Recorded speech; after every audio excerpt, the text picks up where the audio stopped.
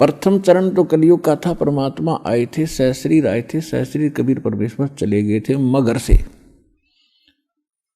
अब ये पिछली पीढ़ी है जो अब स्टार्ट हुई, इसमें कंप्लीट कोर्स है भक्ति का और निरसंशय है, कोई डाउट नहीं, सब प्रमाणित है।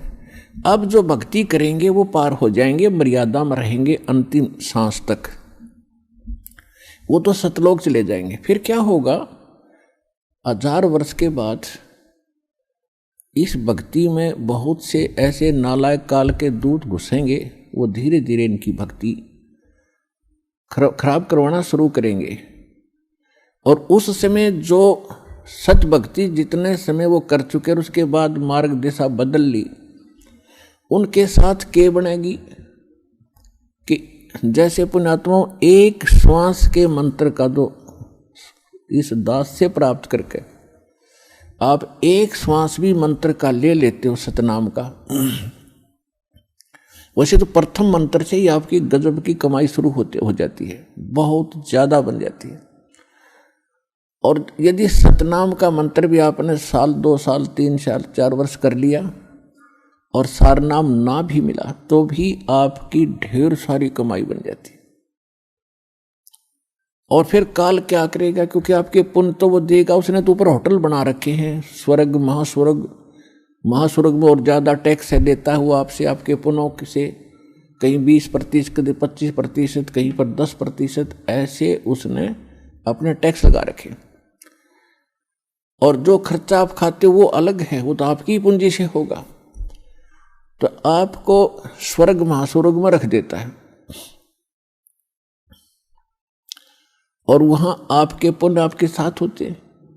जब महास्वर्ग के अंदर आपके पुण्य खत्म हुए उसके बाद स्वर्ग में ले आता है, नीचे एक अलग से एक स्वर्ग है, उस महास्वर्ग से अन्य जो कॉमन स्वर्ग है, उसमें भी जब आपके पुण्य खत्म हो जाते हैं फिर आपको पृथ्वी पर डाल देता है। तो वो पुण्यात्मा इतना समय वहां रहती हैं स्वर्ग में, महास्वर्ग में, फिर उनको सतयुग में प्रारंभ में जन्म देता है। इस भक्ति युग में की हुई भक्ति उनकी इतनी प्रबल हो जाती है कि फिर वो सतयुग में प्रथम जन्म लेते हैं।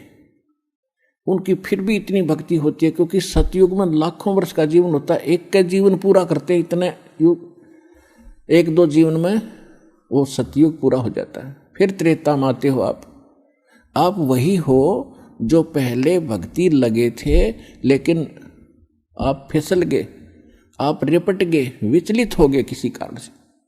और परमात्मा का विधान है, जो जन मेरी शरण है ताका हूँ मैं दास, और गेल गेल लाग्या फिरूं जब तक धरती आकाश। एक बार इस सच्चे नाम से आज कोई जुड़ जाएगा, आज उसने नाम ले लिया, कितना रोगी है और चाहे उसकी कल मृत्यु हो जा, नाम लेते भी हो जा, तो अभी परमात्मा अपने बही में लिख लेगा उस आत्मा को कि मेरी होगी भी।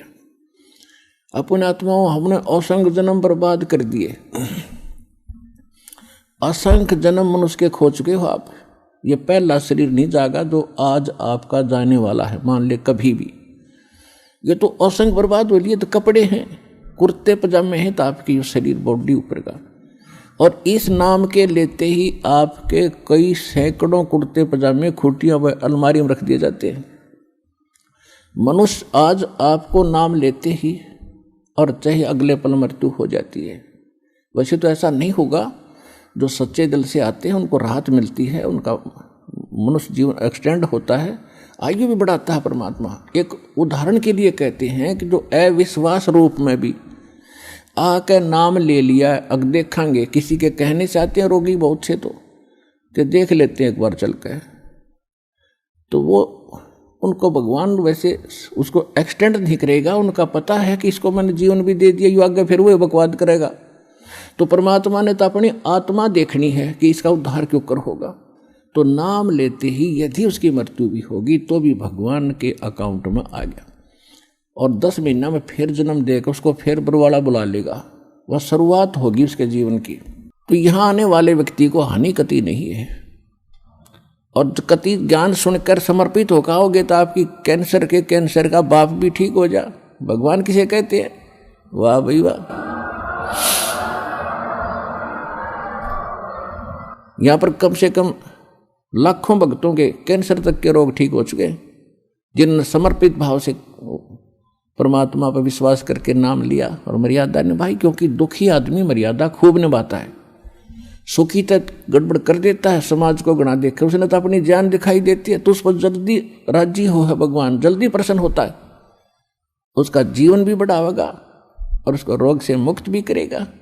लेकिन करेगा अपने हिसाब से, उसकी नीत देख के कि आगे कहीं और गड़बड़ ना कर देगी।